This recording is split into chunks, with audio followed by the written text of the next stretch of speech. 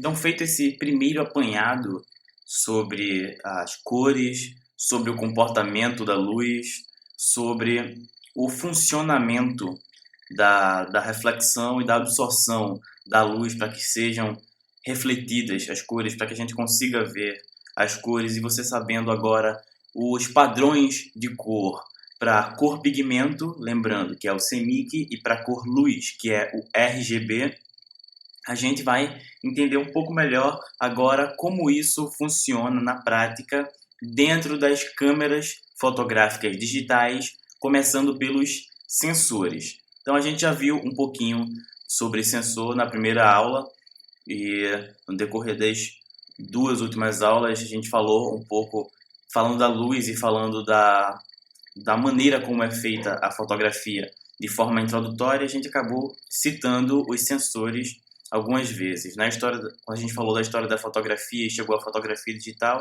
a gente inclusive falou dos tipos de sensores, do sensor do tipo CCD e do sensor do tipo CMOS. Então a gente vai ver um pouquinho mais sobre esses dois tipos de sensores que são os que competem hoje no mercado da fotografia digital, vai entender um pouco as similitudes e diferenças, as características específicas de cada um deles, e vai entender melhor o papel dos sensores nas câmeras fotográficas. Então, a gente vai começar a entrar agora nesse universo, um pouco mais dentro da sua câmera fotográfica digital, para que você entenda como ela processa a informação visual e como é feita a fotografia. Além de você conseguir perceber mais adiante as nuances que diferenciam os tipos de câmera, porque, lembrando, cada tipo de câmera vai te dar um tipo de resultado. E de acordo com o teu objetivo fotográfico, você vai necessitar de um tipo específico de equipamento. Então, a reeducação do olhar, a habilidade, o exercício e a compreensão de como é feita a fotografia vai te ajudar a fazer fotos melhores, independentemente do suporte que você utilize. Mas, para cada tipo de objetivo, para cada especificidade fotográfica, você vai precisar de um equipamento específico. E essa viagem pelas câmeras fotográficas vai começar a ajudar a descortinar o universo do equipamento, das câmeras fotográficas e do processo de construção da imagem fotográfica digital, para que você entenda melhor e tenha mais propriedade ao fazer as suas fotos e ao manusear e ao olhar para o seu equipamento. Então, os sensores, na verdade, se a gente for fazer uma comparação, a gente pode dizer que os sensores no mundo da fotografia digital substituíram os filmes fotográficos. Então a gente viu na história da fotografia que a Kodak foi a inventora do filme fotográfico como nós o conhecemos até hoje em dia, que ainda é possível, apesar de bem mais raro, encontrar filmes fotográficos para poder trabalhar com a fotografia analógica. Então, é aquele filme que você conhecia, que eram rolinhos que eram colocados dentro das câmeras, foram substituídos no mundo digital pelos sensores, que têm um funcionamento similar, porque a luz vai entrar dentro do sensor e vai escrever a informação dentro do sensor, que vai passar para um microchip que vai processar essa informação que está chegando no sensor digitalmente.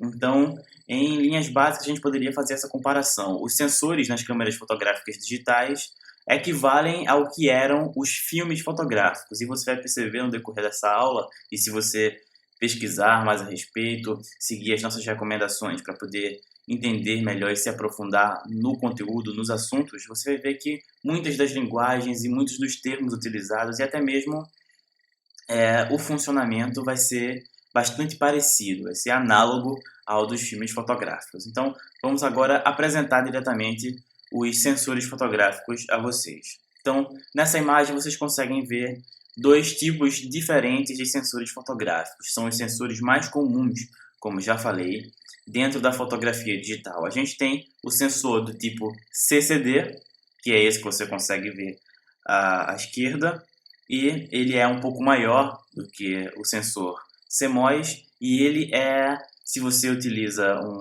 um equipamento DSLR ou uma câmera digital compacta, ou celular, ou um smartphone, tablet, você provavelmente não vai encontrar nesse seu equipamento um sensor CCD. Ele é pouco comum nesses tipos de câmeras fotográficas digitais e ele é muito mais encontrado em outros tipos de câmeras que nós vamos ver um pouquinho mais adiante e você vai entender por que já já. Do outro lado, a gente tem o sensor do tipo CMOS, que é um sensor um pouco menor e que é o sensor mais comum.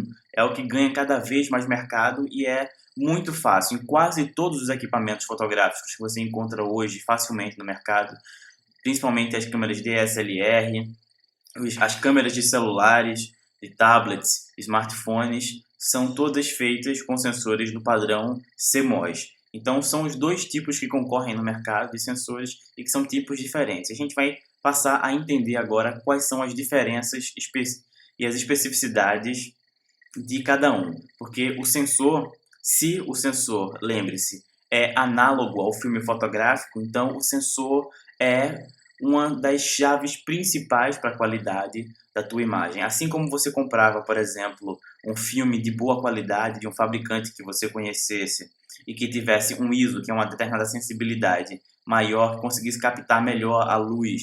Alguns filmes fotográficos que eram específicos para fotos à noite, que eram mais sensíveis, com ISO maior e com mais pontos de luz para poder captar melhor as imagens. Você também deve pensar da mesma maneira em relação aos sensores, porque os sensores são o coração da qualidade das imagens que você vai conseguir fazer.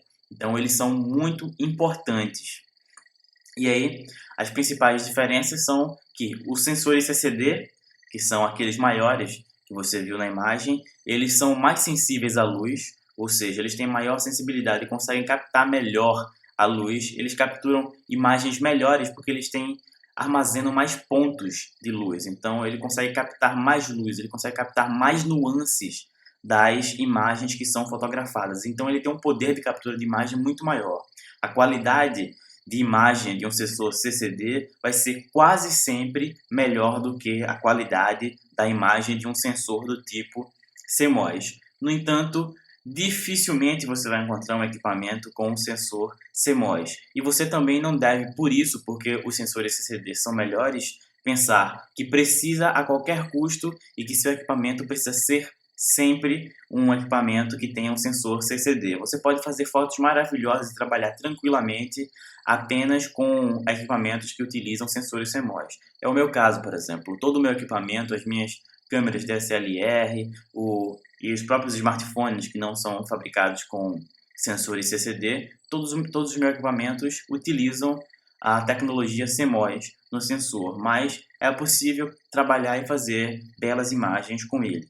Agora, por que, se o CCD é melhor do que o CMOS? Porque o CMOS é o mais comum, é tão utilizado, é amplamente disponível no mercado e nos equipamentos. Primeiro, porque o sensor CMOS ele é pouco menor, ele demanda menos espaço nos equipamentos. Então, isso já é um ponto. No mundo, principalmente, em que se demandam câmeras para smartphones, para equipamentos compactos, então o tamanho é muito importante. Segundo, porque os sensores CCD, apesar de fazerem imagens melhores, porque são mais sensíveis à luz e capturam mais pontos de luz, e lembrando, pontos de luz é igual a pontos de cor, a nuances, a contrastes, a essas diferenças que são escritas pela luz. Então ela capta melhor a luz, mas um sensor CCD gasta muito mais energia do que um sensor CMOS. Então, por exemplo, para um fotógrafo que trabalha em eventos, ter um sensor CCD significa ter que ter muito mais bateria para conseguir cobrir um evento, porque o sensor CCD consome muita energia. Então, é maior, consome muita energia e o sensor CCD processa a imagem mais lentamente do que o sensor CMOS. Isso implica dizer que, por conta dessa velocidade, a demora do clique até a disponibilidade do próximo clique é maior. Então, para eventos também, ou para o fotojornalismo, que você precisa de cliques mais rápidos, o sensor CCD não vai ser tão bom assim, porque apesar de fazer fotos melhores, ele vai ser mais lento. E além disso, por ser mais lento, o sensor CCD não consegue filmar. E equipamentos que filmam, que fazem vídeos, são um grande diferencial competitivo de mercado. Por isso, os fabricantes não se interessam também em utilizar o sensor CCD. E, além disso, de o sensor CCD ser maior, consumir mais energia e demorar mais tempo para processar a imagem, os sensores CCD são mais caros. Então, Esses 4 itens, eu coloquei os 3, colocando como adicional o tamanho do sensor, são os itens que fazem com que os fabricantes tenham menos interesse, porque o público também vai ter menos interesse diante disso, porque a gente vive numa sociedade, num mundo, numa cultura de celeridade, e a própria dinâmica da fotografia, do instante do clique, demanda uma grande celeridade. E aí o vídeo é também um diferencial competitivo muito atraente para o público, e os fabricantes pensam nisso, porque o CCD é menos capaz de processar a imagem dentro do tempo. O consumo de energia também é um diferencial, e o próprio custo de fabricação. Então, por isso, os sensores CCD são muito mais raros e estão presentes em tipos específicos de equipamentos para finalidades muito específicas, como a gente vai ver mais adiante, quando a gente entrar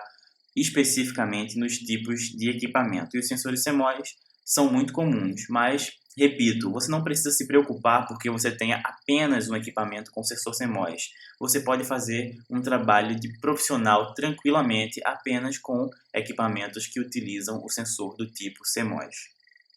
Então, nos sensores, tamanho é documento. Então, você tem um gráfico aqui ao lado em que você pode visualizar bem isso, as diferenças de tamanho do sensor. Mas por que no sensor tamanho é documento? Quanto maior é o sensor, implica dizer que mais pontos de luz esse sensor vai conseguir visualizar. Então, retomando aqui, fazendo um link com a ideia da cor-luz, você deve ter visto que lá no RGB são as cores primárias da luz, e as cores primárias elas vão se entrelaçar para formar todas as cores do espectro visível, pensando em luz. Então, o sensor da sua câmera ele vai captar as cores RGB, a luz que vai entrar e que vai estar ali dividida em azul, vermelho e verde, formando todas as outras cores dentro lá do seu sensor. E aí, cada pontinho de luz, que é um ponto minúsculo, é bem pequeno, muito pequeno mesmo, pensando no universo digital. Quando a gente imprime, a gente fala em pontos mesmo, porque é como se fosse um pontinho microscópico que a luz faz da imagem, porque a fotografia é a impressão dos vários pontos de luz. Assim como tudo que nós vemos são milhões, bilhões de pontos de luz que juntos dão forma, dão sombra, contraste e cor. Então esses pontinhos de luz aí, esses pontinhos microscópicos de luz dentro da fotografia digital é o que a gente chama de pixel, que é a menor unidade de medida, é o menor ponto de uma imagem. Então, quando a gente fala de uma fotografia impressa, quando a gente fala da linguagem da cor-pigmento, a gente vai falar em pontos. E é isso que vai dar a vida à definição de imagem. A definição de imagem ela é muito mais importante do que a resolução. A gente vai ver um pouco mais adiante, um pouco mais sobre dessas diferenças de definição de imagem e o tamanho em megapixels, a resolução da imagem. A definição é a mais importante, porque a definição é a quantidade de pontinhos que podem ser medidas. E aí, geralmente, porque é um padrão internacional que vem do inglês, que vem dos Estados Unidos, que não utiliza centímetros como nós utilizamos, mas eles utilizam polegadas, a unidade de medida que se tem para saber quantos pontos de imagem. No caso da cor pigmento, da imagem impressa, é DPI, que é Dots per Inch, que é, traduzindo livremente, pontos por polegada. Então, por exemplo, uma imagem com 300 pontos por polegada, lembrando que se é pontos, a gente está se referindo à imagem impressa, a cor pigmento. Então, com 300 pontos por polegada é uma boa imagem, isso é a definição da imagem. Mas no universo digital, esse ponto é o pixel.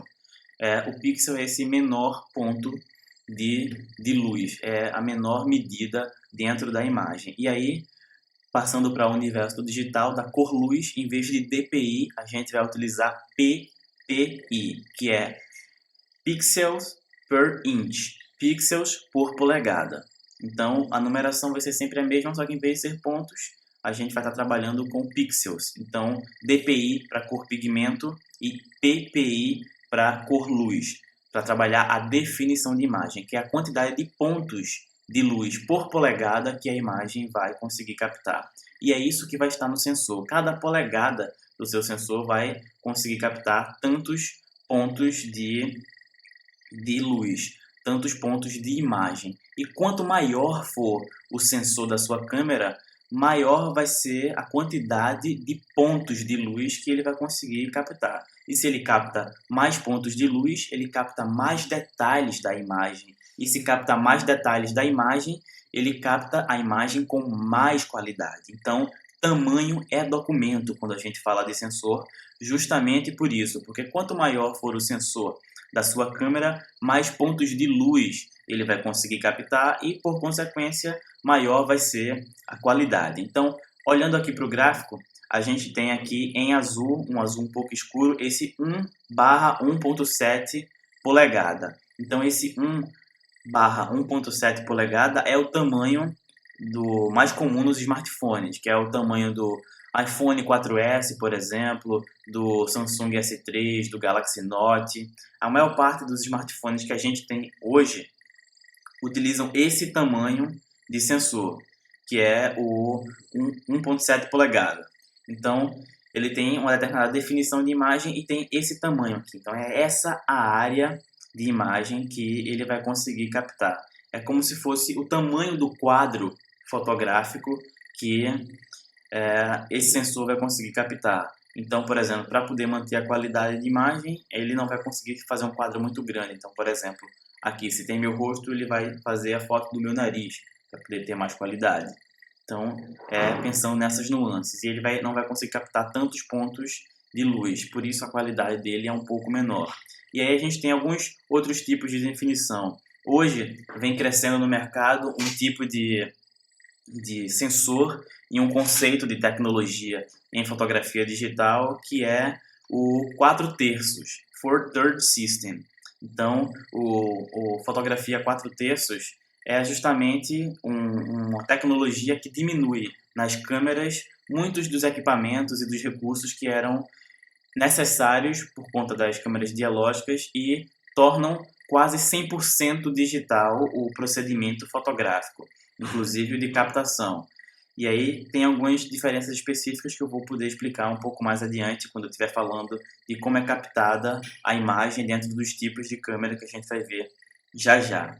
Então, esse tipo de sistema, o 4/3, ele vem se desenvolvendo, vem começando a ser discutido. Ele tem um sensor menor, mas por ser completamente digital, para as imagens vistas em tela, por exemplo, não impressas, eles conseguem obter muitas vezes resultados análogos a esse quadro maior que você vê aqui, que é o quadro 35mm, que é o que a gente chama de full frame, que é de quadro cheio, quadro inteiro, que é o que você deve procurar principalmente num equipamento fotográfico. E a gente vai falar um pouco mais disso adiante e também na aula sobre equipamento fotográfico, de como escolher o seu equipamento fotográfico. A gente vai entrar em detalhes nesse universo, nos pontos cruciais para definir a sua escolha por um determinado equipamento. Então, entre o sensor das câmeras, que é esse 1.7 polegada, o sistema de 4/3, nós temos alguns outros sistemas, o Foveon das câmeras Sigma, e o sistema APS. A gente tem alguns tipos diferentes de APS que estão delimitados aqui, como o APS-C, utilizado por algumas câmeras Canon, o APS-C, muito utilizado pelas Nikon DX. Esse APS-C é muito utilizado na série G, que é uma linha de câmeras da Canon, que é como se fosse uma semi-profissional, que é muito utilizada como uma segunda câmera por fotógrafos profissionais. E tem o APS-H também da Canon e tem os sensores de 35mm, que são similares aos filmes fotográficos de 35mm são full frame, que tem o quadro inteiro, que conseguem capturar o quadro inteiro muito bem. Então, 35mm é uma qualidade superior, por exemplo, à qualidade da 1.7 polegada, que é o sensor do celular. Então, quanto maior for o sensor, quanto maior for a possibilidade de captação de pontos de imagem do sensor da tua câmera, mais qualitativa, com mais qualidade vai sair a tua fotografia. Então, para fotografia digital, falando de sensor, tamanho é documento.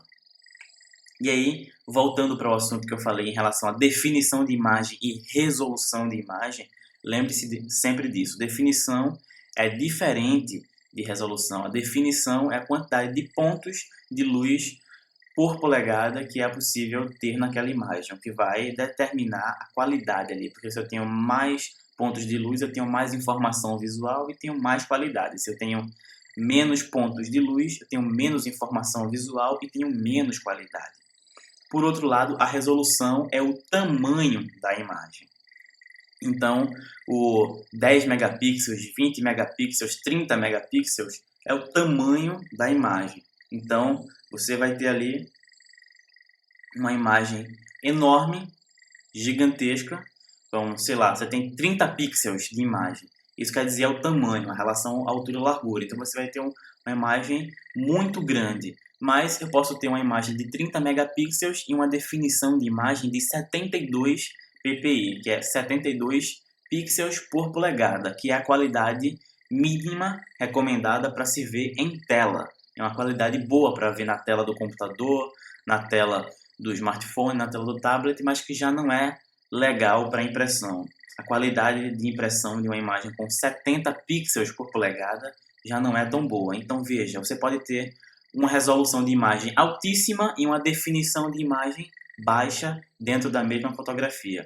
Por isso, não encha os seus olhos quando você ouvir falar. São milhões de megapixels. Os milhões de megapixels podem fazer fotos ruins, porque o megapixels, a resolução da imagem, só diz respeito ao tamanho dela, não à qualidade. Então, é um grande mito pensar que quanto mais megapixels for capaz de fazer uma imagem a sua câmera, maior vai ser a qualidade. Então, isso não é verdade. O que vai influenciar diretamente é a definição de imagem, não a resolução. Então, muitas vezes você pode encontrar no mercado câmeras compactas que têm uma resolução muito maior do que câmeras DSLR, que são provavelmente o que você conhece como câmeras profissionais. No entanto, as imagens das câmeras profissionais vão fazer imagens muito melhores. Por quê? Porque elas têm mais definição de imagem do que as câmeras compactas, porque a resolução não é o mesmo que qualidade. Então, tenha sempre isso em mente para não cair no mito dos megapixels.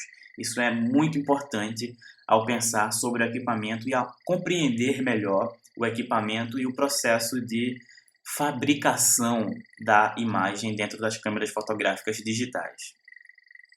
Então, feito esse preâmbulo, a gente passa agora para os tipos de câmeras em si. Você já entendeu um pouco melhor sobre as cores e sobre luz, você já entendeu melhor as categorizações e os tipos de cor pigmento e cor luz, como isso se relaciona com a fotografia e como a cor luz está diretamente ligada ao processo de captação da fotografia, e o padrão CMYK, que é o padrão de cor pigmento, só vai estar atrelado à impressão.